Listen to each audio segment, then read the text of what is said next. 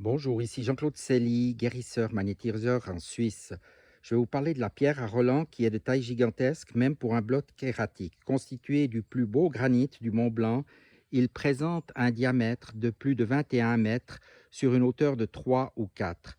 Une masse que l'on peut donc estimer à près de 3000 tonnes et qui a été presque entièrement débitée en 1864 pour reconstruire le clocher du village, détruit par un incendie. Il ne reste actuellement du colosse terrassé que quelques morceaux aux formes géométriques sur lesquels on peut encore voir les entailles laissées par les coins en acier des carriers.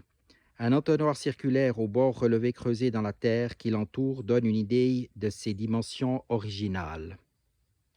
Le nom attaché à ce rocher hors norme met en scène le célèbre Roland, personnage historique devenu légendaire.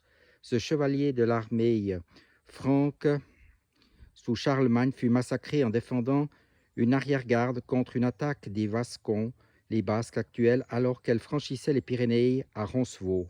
Il devint très populaire 300 ans plus tard à travers la fameuse chanson de Roland, dans laquelle les Vascons ont été remplacés par les Sarrasins et où des pouvoirs surhumains ont été attribués à Roland, son épée magique Durandal et son cheval Vélentif.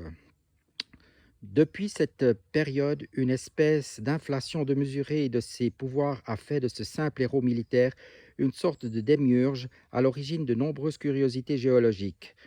Devenu un géant mythique, les lieux où il aurait joué au palais avec des pierres, fendu les montagnes ou laissé la trace de ses pas dans les rochers sont innombrables dans les deux versants des Pyrénées, mais aussi dans les Alpes.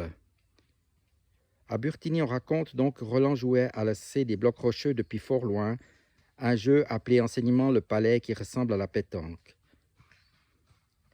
En colère, après avoir raté un de ses coups, il se précipita sur la pierre qui porte son nom pour la fendre en deux avec Durandal.